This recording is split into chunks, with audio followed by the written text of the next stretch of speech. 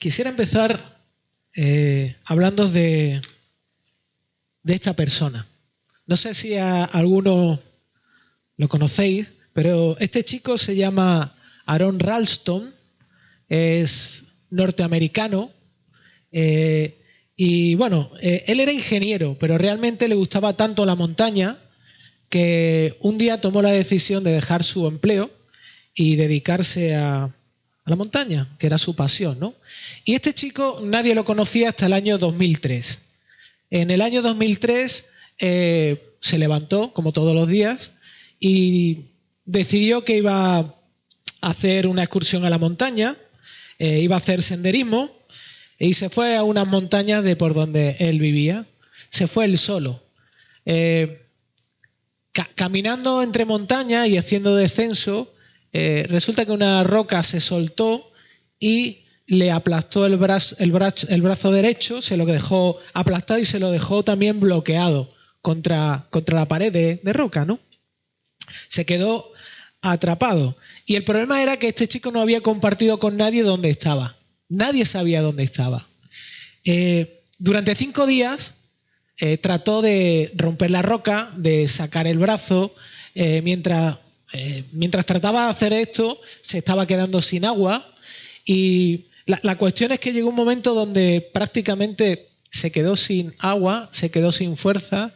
Y bueno, una de las cosas que hizo fue, con la mano izquierda empezó a escribir y a marcar en la roca su nombre, su fecha de nacimiento y su fecha de muerte, ese mismo día, ¿no? Así que, bueno, estaba bastante desesperado. Y en aquella época no sé si tendría teléfono móvil, pero supongo que no tenía, porque no había forma de contactar con nadie. Lo que hizo, llevó una cámara de fotos y grabó un vídeo de despedida a su familia. Y lo único que le quedaba era esperarse a morir de sed o de hambre. Pero a tal punto era su desesperación que tomó una decisión drástica. Aarón concluyó que era necesario desprenderse de su brazo derecho para poder salvar su vida. Y lo que hizo fue amputarse él mismo con una navaja multiusos el brazo, pero por causa de lo que hizo, pudo salvar la vida. Y de hecho, National Geographic hizo un reportaje de su vida que podéis ver, donde él cuenta exactamente cómo fue su experiencia. Pero fijaos, para Aarón, despojarse de su brazo derecho no era una opción, era una necesidad si quería vivir. Es un poco raro hablar de montañas, ¿no? Pablo, Silas y Timoteo seguramente caminarían entre ellas, pero ¿qué tiene que ver esta experiencia de este chico y esta decisión con la misión de Dios, ¿no? Con la misión de Dios con estos misioneros. Bueno, tiene que ver. Así que, como siempre, damos un poquito de tiempo para que pueda explicarte la conexión. Como acabamos de leer, y esto ya es una tónica en esta etapa del libro de Hechos, Pablo, Silas y Timoteo salieron de Filipo.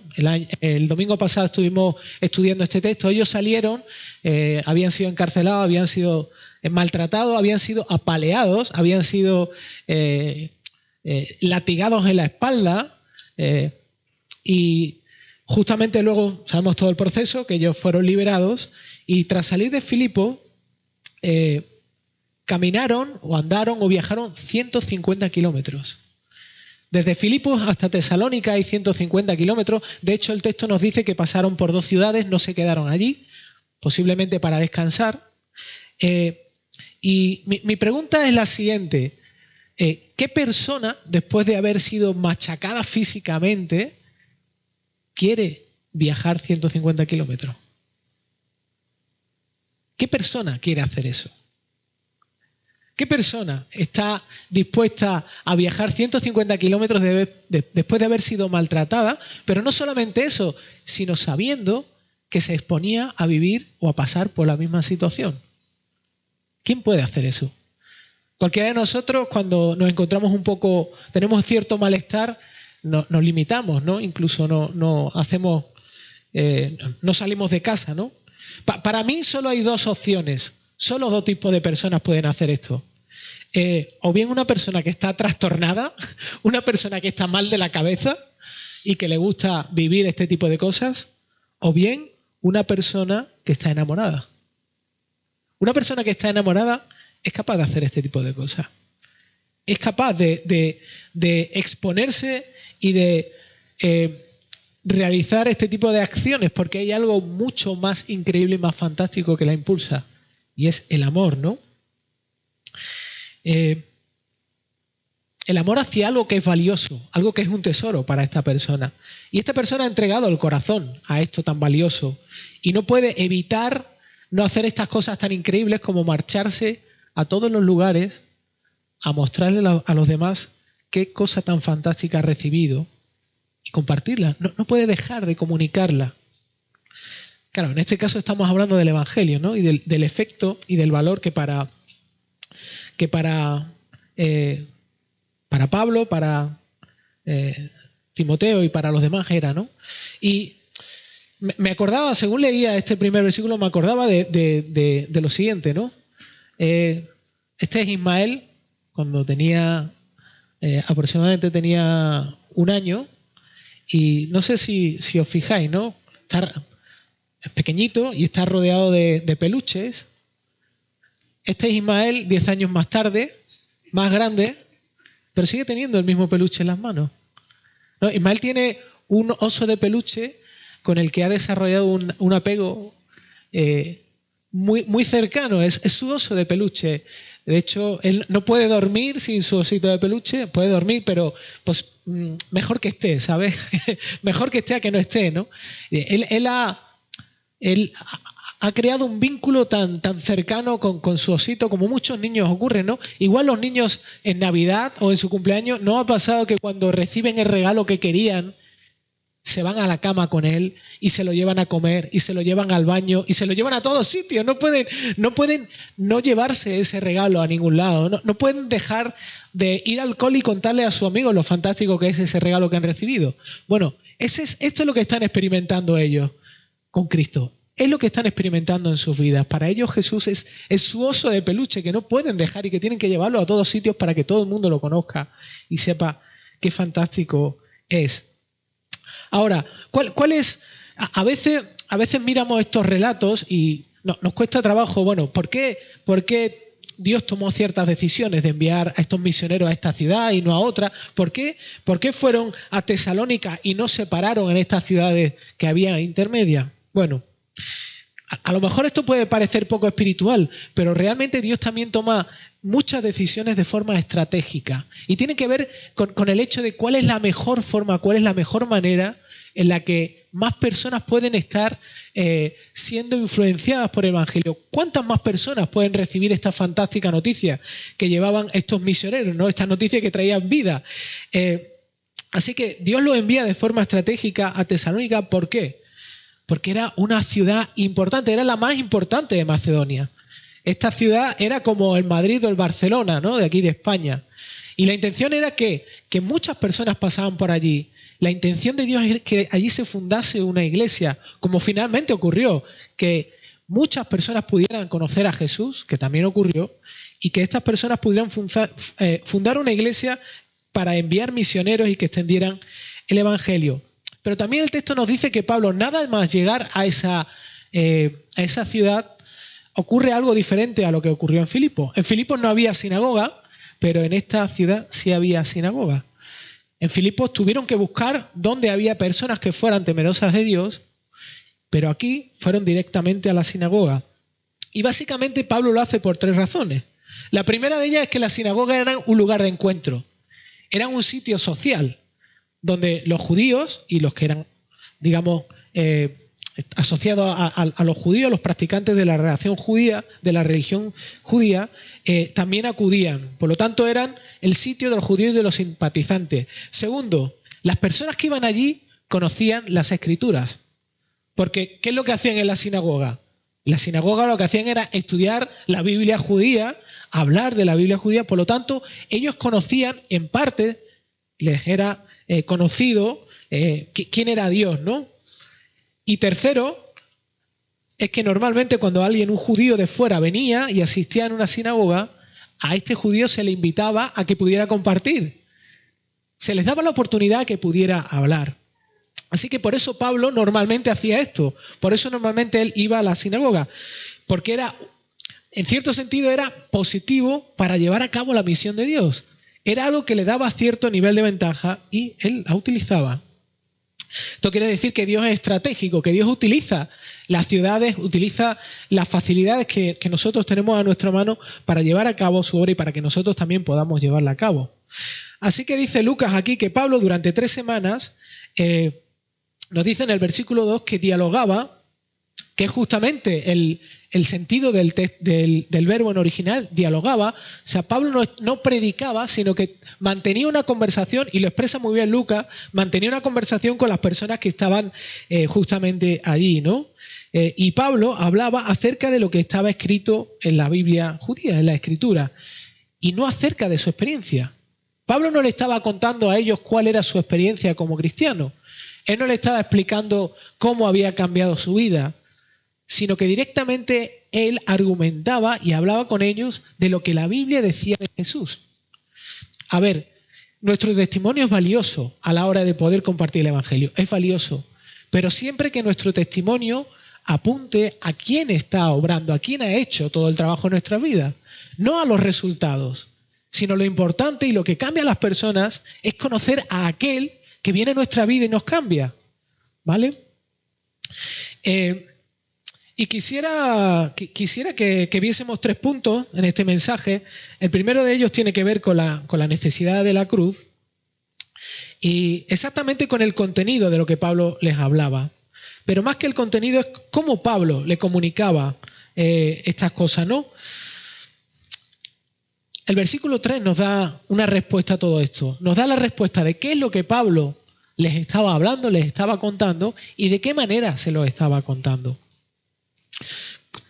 Esto es increíble, o sea, Pablo no llega a ellos a hablarles de aspectos morales, ni de ética, ni de cómo encontrar la felicidad o sentirse bien, sino que Pablo le habla solamente de una cosa, le habla de Jesucristo. De hecho, esta era la práctica habitual de Pablo, porque cuando Pablo escribe la carta a los Corintios, dice, está bien, hay una cosa solamente que he venido a contaros, he venido a hablaros de Cristo. He venido a hablaros de lo fantástico que es Él, de lo fantástico de lo que ha hecho por vosotros. Y esto es lo importante. Pues exactamente hacía lo mismo Pablo con ellos, ¿no? Y para entender la forma en que Pablo comunicaba a estas personas, hay 3 verbos ahí en este versículo, 3 verbos expresados, que como siempre decimos muchas veces, Nico lo ha compartido, yo también, una de las cosas fantásticas del idioma griego es que tiene la capacidad de expresar con una palabra mucho más que la palabra traducida al español. Y merece la pena, no estoy diciendo que todo el mundo tenga que leer griego, pero merece la pena pararse y detenerse un momento para entender cómo Pablo les hablaba a estas personas de Jesús, de ese Jesús muerto y resucitado. Y lo primero que vemos es el verbo explicando, dice ahí en el versículo 2, creo que es, sí. En el versículo 3, perdón, dice explicando. La palabra en griego explicando, fijaos qué interesante esto. Esta palabra es la misma que utiliza Lucas para describir lo que pasó en el corazón de Lidia. ¿Os acordáis? En el corazón de Lidia, o sea, lo que relata Lucas es que el corazón de Lidia fue abierto. Fue abierto de manera que pudo ver que lo que Pablo estaba compartiendo, lo que Pablo estaba expresando de Cristo era realmente algo valioso, era algo que merecía la pena, era algo fantástico. Pues Pablo lo que está haciendo aquí a estas personas conocedoras de la Biblia, le está abriendo la Biblia y le está diciendo, os voy a explicar realmente quién es aquel del que habla la Biblia. Os voy a enseñar el valor de él. Ese es justamente el significado de ese verbo, ¿no? Lo segundo que dice es que Pablo les presentaba, ¿vale? Y el sentido de esta palabra es que Pablo no solamente le decía, miradle, sino que Pablo les señalaba en la Biblia del Antiguo Testamento, les enseñaba dónde y en qué lugares se hablaba de Cristo, dónde y en qué lugares se hablaba de Jesús. Iba buscando y comparaba y les mostraba que en la Biblia, en el Antiguo Testamento, ya se hablaba de Jesús. Había evidencias que hablaban de Jesús y lo que debía ocurrirle. Ellos debían mirar esto que no veían y necesitaban entender que el Mesías, el que había muerto y el que había resucitado, era el que estaba descrito aquí. Y por último, el último verbo es era necesario. El énfasis que hace Lucas en esta palabra es muy importante, porque nosotros normalmente el es necesario para nosotros es como una opción, ¿no? Por ejemplo, estoy en la cocina y digo, es necesario, le digo a Sara, oye Sara, es necesario ir a Mercadona a comprar harina. Vale, es necesario quiere decir que hay que ir a comprarla, pero no hay que ir a comprarla ya. Puede ser esta tarde, puede ser mañana, a lo mejor puede ser dentro de una semana, pero el es necesario para nosotros es algo, digamos, muy, muy laxo, ¿no? A Ismael le digo muchas veces, Ismael, es necesario que te duches, ¿no? Pero muchas veces no se ducha. Es necesario porque si no lo tendremos que echar fuera de casa, pero entendedme, Lucas aquí en el original lo que está diciendo es que es una obligación, es imprescindible. Es como este chico, como Aarón, que para vivir era imprescindible que se despojara de su brazo derecho. Pues aquí Lucas está diciendo, ese es el énfasis, es prioritario, es una cosa de vida o muerte, que Jesús tuviera que morir y resucitar.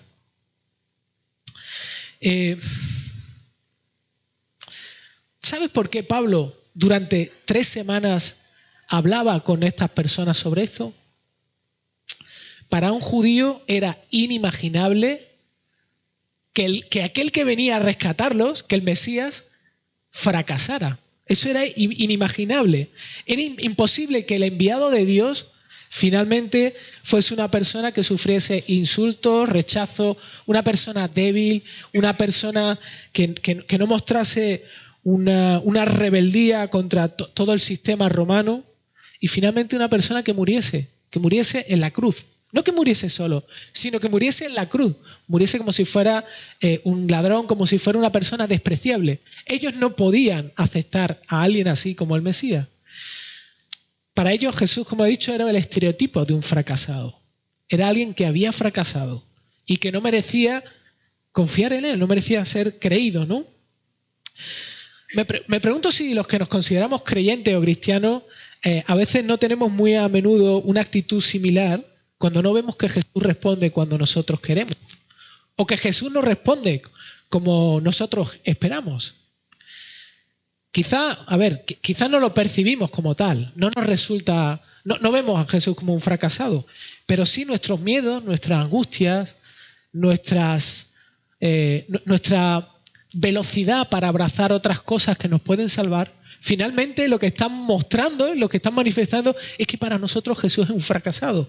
Jesús no ha logrado hacer lo que se supone que debe hacer, ¿no? El mensaje de Pablo no era atractivo para estas personas, no lo era. No era atractivo para los que escuchaban. Hay gente que se convertía, obviamente, y Dios obraba en esas personas, pero el mensaje del Evangelio es un mensaje poco atractivo. Y quisiera también compartiros algo que vi hace tiempo en Facebook. En Facebook, un día navegando, a veces de vez en cuando uso Facebook, igual que muchos de vosotros, me encontré a alguien cristiano, una persona que se considera creyente, defendiendo lo siguiente. Y esta persona decía, en líneas generales decía, es imposible que un Dios de amor pueda enviar a su hijo a morir en la cruz. Cualquier padre sabe que hacer esto es algo cruel y es repugnante. El Dios en el que yo creo no puede ser así. No puede ser así. Hay cientos de personas y hay cientos de pseudo evangelios que predican este tipo de cosas. Que predican a un Dios que es amor, pero se niegan a creer que ese Dios hiciera lo que hizo en Cristo, ¿no? De momento, por lo que hemos leído en estos versículos, ya sabes una cosa, que Pablo no estaba de acuerdo con esto. Porque Pablo lo que predicaba es que Cristo tenía que morir y resucitar, que era algo imprescindible, que no fue algo que se le salió a Dios de las manos y que él no tenía en cuenta, sino que realmente era algo imprescindible, ¿no? Y Y pensar de esta manera, o sea, estar de acuerdo con este razonamiento que he expresado ahí es algo simplista y equivocado, porque Jesús mismo repitió un montón de veces que tenía que ocurrir algo, que para que nosotros pudiéramos conocerle de verdad, tenía que ocurrir algo. Él tenía que morir. Él tenía que morir y tenía que resucitar.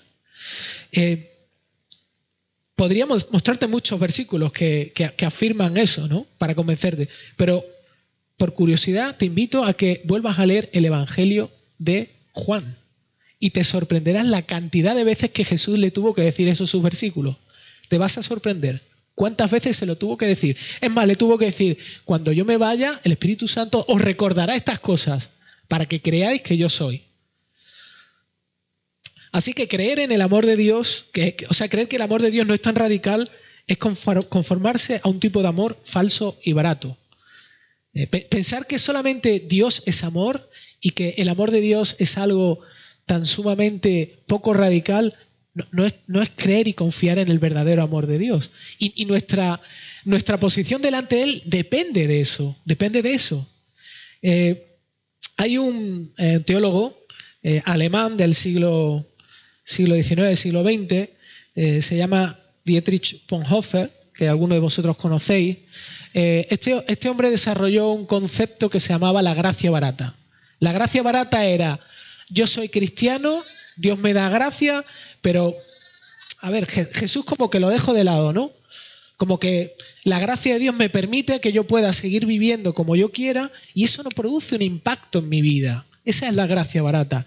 Y él lo comparaba diciendo que la gracia, verdadera gracia, era una gracia cara desde el punto de vista de lo que le había costado a Dios. Y en esa misma línea yo pienso que ocurre exactamente igual. Cuando nosotros vemos el amor de Dios en la muerte y en la resurrección de Jesús, estamos viendo un amor realmente radical. El amor barato es un amor que trata a Dios como un amigo, como alguien que viene y dice, bueno, ven, da igual cómo tú vivas, yo te acepto como tú eres. Y es verdad, pero lo que Dios quiere producir en nosotros es algo mucho mayor, ¿no? Jesús no fue a la cruz solo para que Dios mostrara amor por ti. Sí, es verdad que Dios mostró el amor, el nivel de amor que tenía hacia nosotros y que tiene hacia nosotros entregando a su Hijo. Pero también hay otra parte, sino que lo hizo para mostrarte la profundidad de tu problema y el precio de su solución. Son necesarios estos dos aspectos de lo que Cristo hizo por nosotros. No podemos desvincular uno de otro. De la misma forma, debemos ser sinceros. Hay algunos temas que no son populares a la hora de predicarlos en la iglesia. Hay ciertos temas que no se tratan, no nos gusta tratarlos. Uno de ellos es el pecado y otro de ellos es el infierno. No nos gusta que la gente escuche sobre esto porque no suena bien. Pero es que son bíblicos, son reales, están ahí, ¿no? Nos resistimos a aceptar la realidad de que el pecado está más arraigado a nosotros de lo que creemos en nuestras vidas. Y nos gusta, o sea, no nos gusta verlo, nos cuesta verlo, estamos ciegos a esa realidad, nos gusta justificarlo y hasta cierto punto ocurre que nos acostumbramos a él. O sea, aun siendo creyentes nos acostumbramos en muchos casos y esta mañana hablábamos de un aspecto que es responsabilidad nuestra, es ser recapturados por el asombro de Dios. Pero muchas veces nuestro propio pecado está ahí porque nosotros queremos. Porque Dios nos ha dado todos los recursos para luchar contra Él, pero nos gusta. No queremos despojarnos de Él. Nos hemos acostumbrado a Él, ¿no? ¿Cuánto vale Jesús para Dios? Ahora que estamos hablando de lo que Dios hizo, ¿cuánto crees que vale Jesús para Dios? ¿Cuánto vale el Hijo de Dios para su Padre? Tiene un valor incalculable. Tiene un valor infinito. De hecho, Dios solamente se asombra y se sorprende por su Hijo. Cuando su Hijo es glorificado, Dios es glorificado. El nivel de amor que Dios ha mostrado es proporcional al valor de lo que ha estado dispuesto a entregar.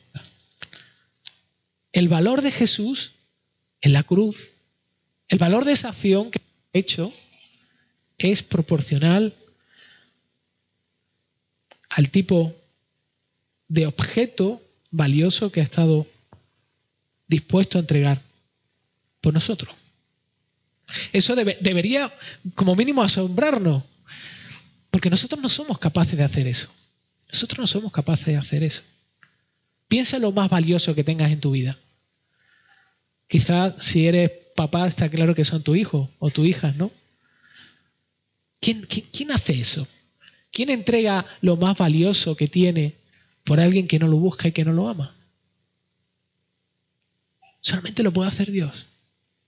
Solamente lo puede hacer Él. Como digo, Pablo aquí nos recuerda que Dios mostró su amor radical pagando un precio infinito por aquellos que no lo amaban ni lo buscaban. Tú y yo somos y éramos así. Y en el fondo a veces seguimos luchando con lo mismo. Pero Pablo no solamente habla a estas personas sobre la obra de Cristo en la cruz, ¿no? La obra del Mesías, sino que Lucas sigue contándonos en el relato algunas cosas más de las que ocurrieron allí. Y el resultado de este mensaje tan escandaloso produjo fruto.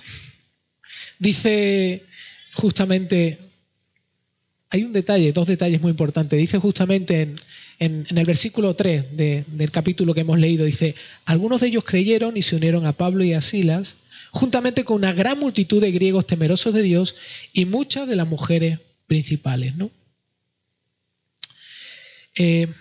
Como digo, hay unos detalles muy importantes. Lo primero es que, fijaos qué interesante, la teología, lo que Pablo le estaba hablando con ellos y estaba explicándoles, era teología. Estaba hablándoles sobre Dios y lo que había hecho Dios. Y esa teología no solamente fue un concepto mental, sino que tocó sus corazones, sino que los cambió, los transformó. Hubo una diferencia en sus vidas después de recibir eso. Obviamente el Espíritu Santo estaba ahí actuando en sus vidas, ¿no?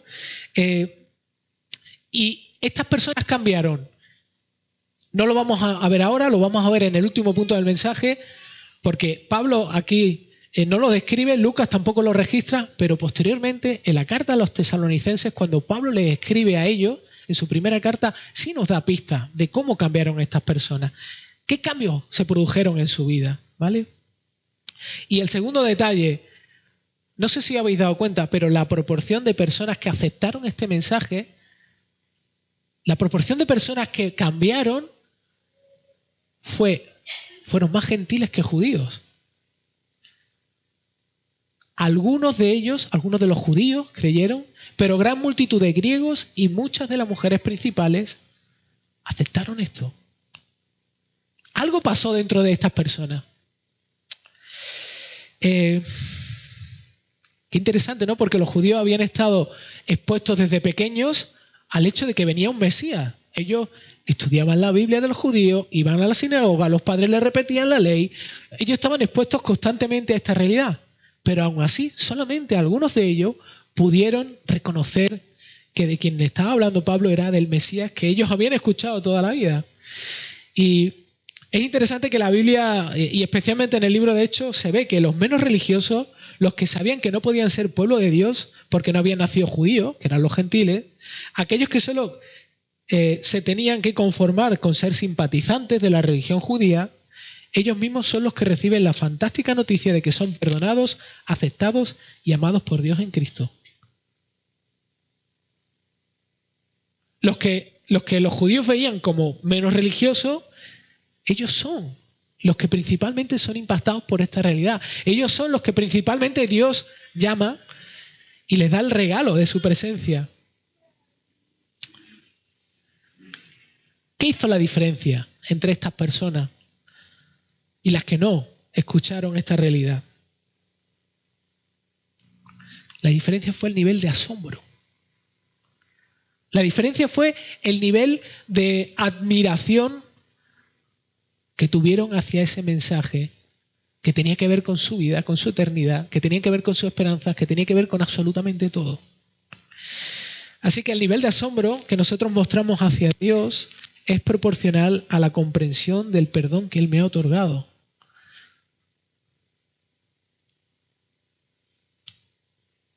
pasa si mi asombro de Dios es pequeño? Necesito recuperarlo, sí, pero ¿por qué? Porque necesito entender qué significa que Él me salve, qué significa que Él me perdone, qué implicaciones tiene todo eso. Además, el asombro hace una cosa fantástica. Hace que deje de pensar en mí y que comience a vivir para Él. Hace que deje de preocuparme de todas esas cosas que me impulsan en la vida, que tratan de empujarme a un sitio a otro, y por primera vez comienzo a vivir con un nivel de libertad que antes no vivía. Miremos un poco más el texto, y en especial este versículo, porque Lucas nos dice que este grupo de personas que creyeron, que aceptaron a Jesús, dice que se unieron. El versículo dice que se unieron a Pablo, a Silas y a Timoteo. Y no quiero hacer una clase de lingüística o de griego, pero sigue siendo muy interesante mirar cuál es el sentido de esa palabra de que se unieron. Porque para nosotros unirse es, vale, yo me junto con un grupo de personas, voy y estoy con ella. Me junto con otra, estoy con ella. Pero el sentido de esta palabra es más profunda. ¿Por qué? Porque el sentido de esta palabra indica lo siguiente. La idea de recibir el privilegio de tener una parte en una herencia a la que has sido incluido.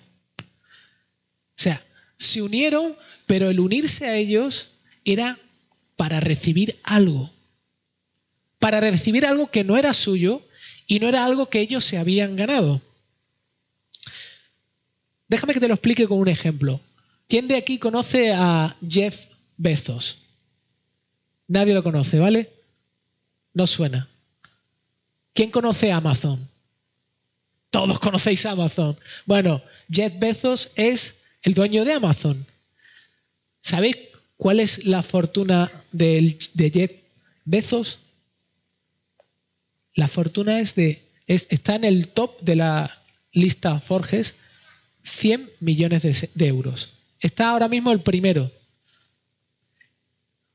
100.000 millones, ¿verdad? 100.000 millones. Gracias. Es que yo con estas cantidades, sabéis que como no las manejo diariamente, como que me parece mucha una u otra, ¿sabes? De hecho, yo creo que estas personas cuando pierden miles de millones de euros tampoco se dan mucha cuenta. Pero bueno, independientemente de eso, de que sean 100.000 millones de euros o 100 millones de euros, da exactamente igual. Imaginaos que de pronto esta persona viene y te adopta y te dice, ahora te voy a poner mi apellido, que a mí no me gusta mucho, un poco feo, pero bueno, la cuenta bancaria se gusta, ¿verdad? Y te dice, a partir de ahora eres mi hijo, ¿vale? A partir de ahora recibes sin hacer nada, no solamente mi capacidad económica, sino todo lo que yo tengo, ¿vale? Pedro, en la primera epístola de Pedro, dice que lo que nosotros hemos recibido es infinitamente mejor que lo que este hombre de Amazon puede proporcionarnos, puede darnos. Dice Pedro en su primera carta, versículo 1-3, dice, bendito sea el Dios y Padre nuestro Señor Jesucristo, quien, según su gran misericordia, nos ha hecho nacer de nuevo a una esperanza viva mediante la resurrección de Jesucristo de entre los muertos para obtener una herencia incorruptible, inmaculada y que no se marchitará, reservada en los cielos para vosotros, que sois protegidos por el poder de Dios mediante la fe para la salvación que está preparada para ser revelada en el último tiempo. Muchos de nosotros soñamos con un tío en América que nos dé una herencia. Una herencia que nos solucione la hipoteca, que nos solucione el problema del trabajo, que nos solucione el llegar a fin de mes, que nos permita comprar un coche nuevo, que nos permita viajar, tener vacaciones.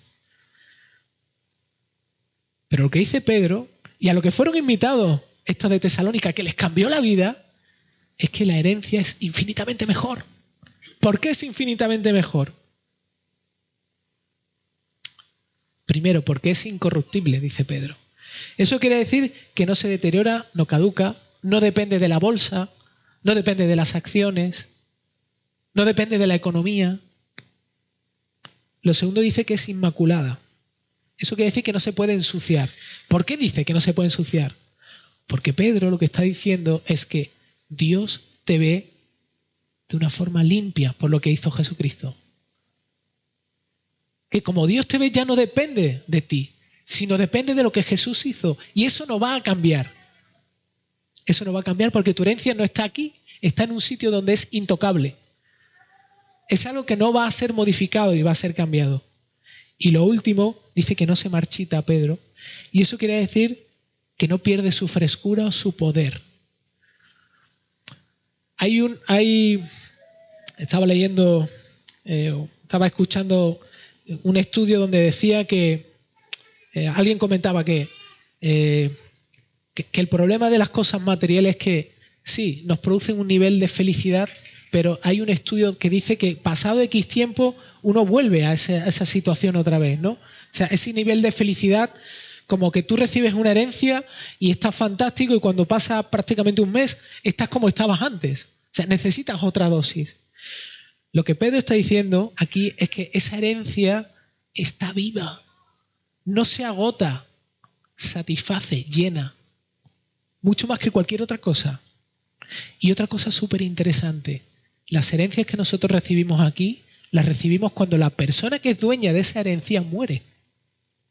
Mientras esa persona no ha muerto, tú eres heredero, pero no disfrutas de esa herencia.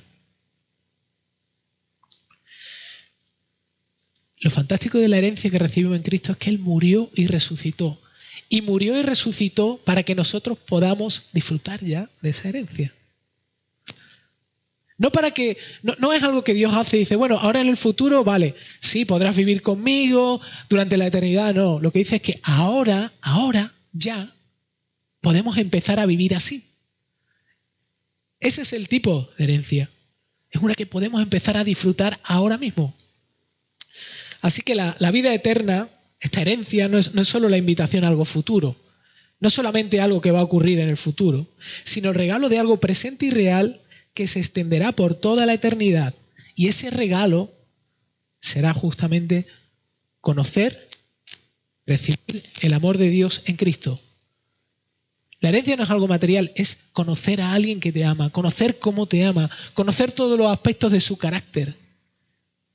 Ser deslumbrado, es como cuando conoces a una persona que siempre has soñado con conocerla y empiezas a conocerla y te vas dando cuenta que hay aspectos que te encantan de esa persona, que son fantásticos. Eso es lo que nos espera junto al Creador, junto a nuestro Dios, junto a aquel que ha hecho por nosotros lo que nadie sería capaz de hacer y aquel que tiene el regalo de lo que somos nosotros protegidos y que no podemos cambiar, nadie lo puede cambiar.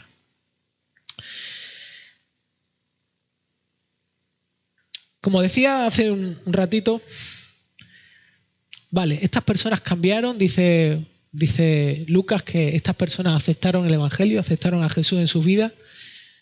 ¿Y qué pasó realmente en su vida? ¿Cómo le afectó esto a la vida de estas personas?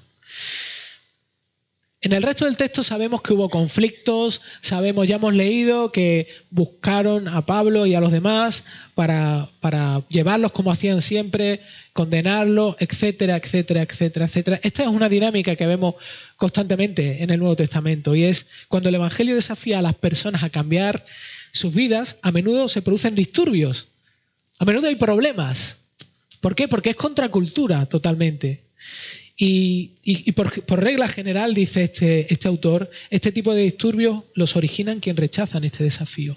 No están dispuestos a aceptar el reto que supone el Evangelio. El Evangelio es un reto, es contracultura, va en contra de la forma natural de vivir. Es algo no natural realmente. Vivir el Evangelio es algo fuera de lo natural que no vivimos nosotros, sino que es Dios viviendo a través de nosotros, ¿no? Así que mi propuesta es que veamos rápidamente, y ya estamos terminando, este es el último punto, que veamos rápidamente algunas características de estas personas que eran creyentes y que se quedaron en Tesalónica y que fueron las que recibieron el mensaje del Evangelio. ¿Y de qué manera estas personas fueron cambiadas? ¿Qué cosas cambiaron en ellas, ¿no? Así que vamos a ver rápidamente, como he dicho, cada uno de los versículos. Y para eso nos tenemos que ir a 1 Tesalonicenses, ¿no? Y el primer aspecto que vemos, que está ahí descrito en el versículo 5 del capítulo 1 de 1 de Tesalonicenses, es el hecho de que cuando estas personas recibieron ese mensaje, dice justamente Pablo, es que no lo recibieron como información solamente. No solamente lo escucharon y dijeron, vale, ay, qué bien, qué buena noticia, es verdad, lo que dice en la Escritura es verdad de Jesús. Genial, este es el Mesías. No. Y fijaos cómo lo describe Pablo, dice, sino que también en poder y en el Espíritu Santo y con plena convicción. O sea, la verdad que Pablo les habló cautivó su corazón. Es como cuando estás viendo una película y automáticamente te gusta tanto que te quedas aislado de toda la realidad y te quedas totalmente centrado y, como se dice aquí, obnubilado, o en Málaga, alobado. Te quedas totalmente cerrado en aquello. O sea, no hay otra cosa más que aquello. Es como si un poder se hubiese apoderado de ellos y recibieran un tipo de energía que los mantenía firmes y convencidos de que lo que Pablo había dicho acerca del Mesías y que el Mesías era la verdad. Siguiente versículo. Dice, y vosotros vinisteis a ser imitadores de nosotros, del Señor, habiendo recibido la palabra en medio de mucha tribulación con el gozo del Espíritu Santo. Esto es lo que Pablo y Silas habían experimentado en la cárcel, que habían mostrado este efecto del poder de Dios en ellos y que ellos lo estaban manifestando también. Ellos también lo estaban experimentando. Ellos también lo habían vivido. Porque cuando se fueron Pablo y Silas, esta iglesia también tuvo que sufrir lo mismo que ellos sufrieron. De hecho, en 1 Tesalonicenses, Pablo los habla con ellos respecto a estas dificultades. Estaban tan entretenidos con lo que ellos tenían, estaban tan entretenidos que podían experimentar un gozo profundo. Que no es felicidad, no es reírse, sino un nivel de confianza, un nivel de paz, un nivel de tranquilidad que una persona normal no puede vivir, que una persona normal no puede experimentar. Versículos 7 y 8 de este mismo capítulo. Dice, voy a leer desde el 8 mejor, dice, porque saliendo de vosotros la palabra del Señor ha resonado no solo en Macedonia y Acaya, sino que también por todas partes de vuestra fe en Dios se ha divulgado. O sea, lo que está diciendo Pablo es que ellos no solamente abrazaron esto, sino que el efecto de lo que ellos pudieron vivir los llevó a encontrar placer en servir a Dios. O sea, para ellos servir a Dios no era una carga, era un disfrute. No podían parar de hablar con las personas, no solamente donde ellos vivían, sino que dice Pablo que extendieron al máximo posible la realidad de a quién habían descubierto y que su motivación, su deseo era que más personas pudieran descubrir a quién ellos habían encontrado. Solamente una persona que esté apasionada por Dios puede servirlo. Solamente. Solo el que encuentra algo que es valioso puede servirlo. Nosotros servimos a nuestros hijos porque son valiosos para nosotros. Hace tiempo hablaba con alguien y le decía, cuando uno no es papá, no le cambiarías el pañal a un bebé, ¿verdad? Cuando tú no eres papá, yo sé que algunos lo han hecho, pero de primera nadie quiere cambiarle un pañal a un bebé. Por lo menos yo ni se me pasaba por la cabeza. Es decir, con mis sobrinos, si había que cambiar el pañal, lo hacían sus padres, yo no lo hacía. Pero cuando eres papá, la cosa cambia, ¿verdad? Y no te importa cambiarle el pañal a tu bebé, ni te importa que te vomite, ni te importa limpiar las porquerías. No te importa, ¿por qué? Porque lo amas. Así que alguien que esté apasionado y que ame a Dios es el que puede servirle. si no puedo servir a Dios, es porque he perdido la pasión y la admiración hacia Él. Versículo 9. Dice: pues ellos mismos cuentan acerca de vosotros, de la acogida que tuvimos por parte de vosotros y de cómo os convertisteis de los ídolos a Dios para servir al Dios vivo y verdadero. El efecto impactante fue que en medio de una cultura de idolatría, ellos dejaron de sentir afecto y placer y atracción hacia sus ídolos. Es decir, dejaron de encontrar su máximo placer en las vacaciones, en el entretenimiento, en el trabajo, en la familia. No estoy diciendo que no disfrutaran de eso, sino que dejaron de encontrar su máximo placer y su máximo deseo en esas cosas. Y comenzaron a vivir para algo infinitamente mejor. Cuando el Evangelio toca tu vida, tus prioridades cambian de forma brusca y abrupta. El Evangelio es radical. Son automáticamente cambiadas y dejas de pensar que tú eres el centro en el mundo. Esa es una de las primeras prioridades. Una de las primeras prioridades que cuando Cristo viene a tu vida cambia. Ya tú no eres el importante. El importante es Él y lo que puedas hacer por los demás. Y por último, en el versículo 10 de este mismo capítulo, y esto es asombroso, hemos hablado un poco esta mañana de eso, y esperar de los cielos a su Hijo, al cual resucitó de entre los muertos, es decir, a Jesús, quien de la ira venidera.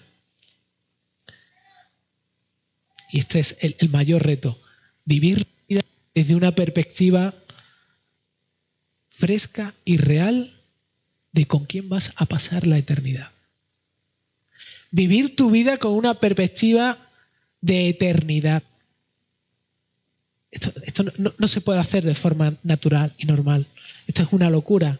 Esto es algo fantástico que solamente Dios puede hacer.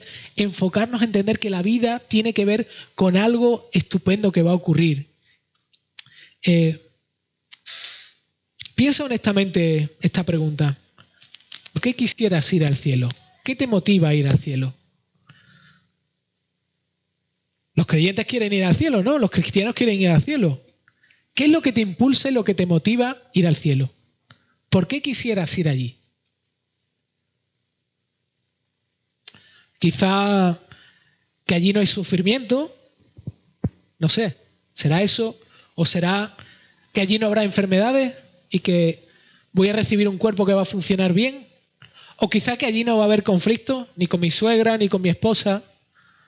¿O que quizá no tengo que cocinar más allí? ¿O que quizá allí el Barcelona nunca pierda?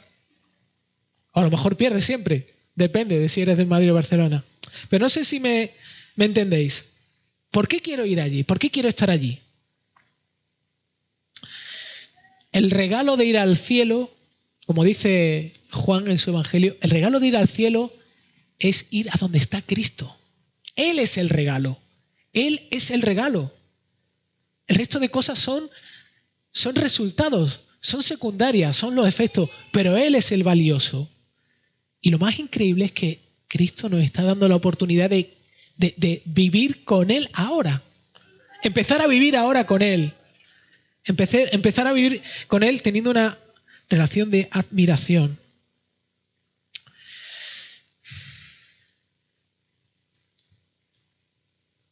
Antes de acabar, y me gustaría acabar con esta pregunta, es, a la luz de los resultados que tiene el Evangelio, que hemos visto en los creyentes de Tesalónica, ¿no?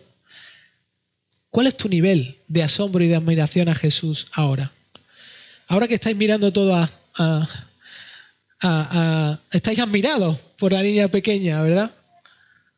Pero mi pregunta es, ¿cuál es vuestro nivel de admiración hacia Jesús ahora? ¿Cuál es mi nivel de admiración a Jesús? ¿Quién es Jesús para mí ahora? ¿Realmente estoy admirado por su persona? Y no quiero hacer esta pregunta desde una perspectiva condenatoria. No se trata de que yo me mire y diga, pues la verdad que mi nivel de Cristo es bajo y entonces me siento mal. No, lo que quiero decirte Y lo que quiero invitarte es que recuperes el nivel de admiración. Dios nos ha dado todos los recursos que necesitamos para recuperar nuestra admiración hacia Él. Era necesario, era obligatorio que Cristo fuera muerto y crucificado para que nosotros tengamos la puerta abierta siempre para recuperar nuestra admiración hacia Él. Él nos invita cada día a que nos acerquemos a Él, porque Él quiere hacer esto. Él quiere que vivamos una vida de disfrute junto a su persona. Él quiere que lo podamos conocer cada vez mejor.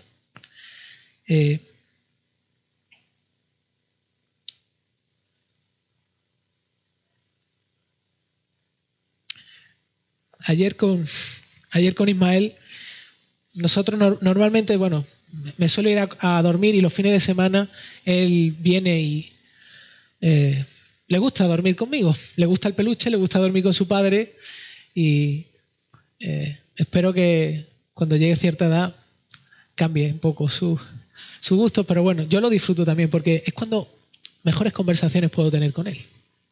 Y solemos irnos a dormir y oramos juntos, ¿no?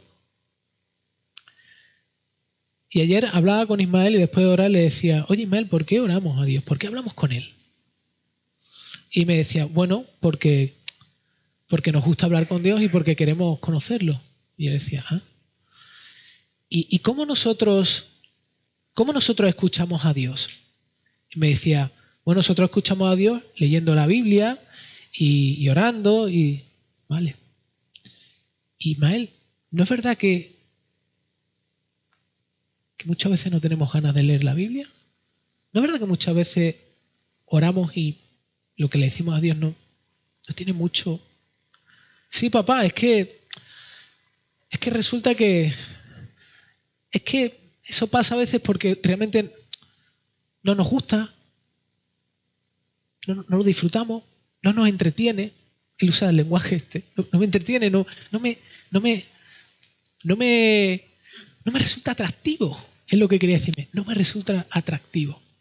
Y finalmente, pensando en todo esto, concluí y digo, mi trabajo como creyente es recuperar eso cada día. Pero mi trabajo como padre es que mi hijo pueda ver a Cristo como valioso. No que lea la Biblia todos los días, no que ore, eso está genial, pero si eso no es el resultado de que mi hijo realmente descubra que Cristo es mejor que la consola, que la televisión, que las vacaciones, y que yo esté viviendo eso, si ese no es mi objetivo de mi vida, si ese no es mi forma de transmitirle lo mejor que yo pueda darle a mi hijo, entonces estoy equivocándome, estoy errado, estoy equivocando. Estoy creando unas expectativas a mi hijo que no son reales. Así que ahora voy a tomarme un tiempo y le voy a pedir a Dios, voy a hablar con Él, justamente para que nos ayude, que abra nuestro corazón y que nos deslumbre con su persona y que no solamente afecte a nosotros, sino afecte a nuestros hijos, afecte a nuestra familia, afecte a todas las personas que nosotros tengamos alrededor. Y finalmente el objetivo de esto no somos nosotros, es su gloria y es su brillo de Él reflejado en nosotros para que más personas puedan descubrir qué fantástico es.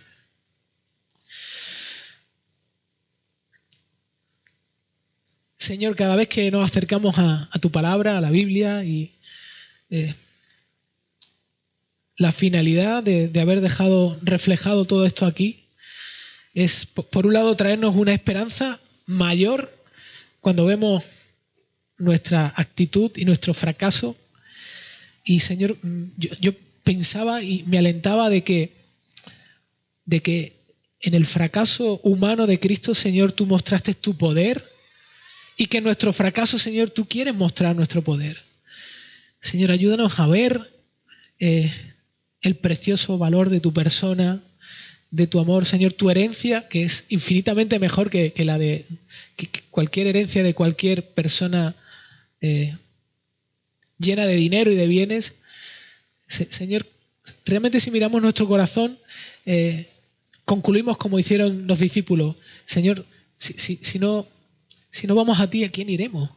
¿Qué hay fuera de ti? No hay nada, no hay absolutamente nada. hay mucho, pero no es nada. Hay muchas cosas, pero en el fondo están vacías, no tienen sentido, no, son cosas que nos capturan, pero que nos destruyen a la vez. Y Dios, queremos recibir tu palabra y tu verdad con la convicción que estos creyentes la recibieron, con el poder, con esa llenura, y realmente ser transformados para poder degustar, para poder volvernos adictos a ti, a tu persona.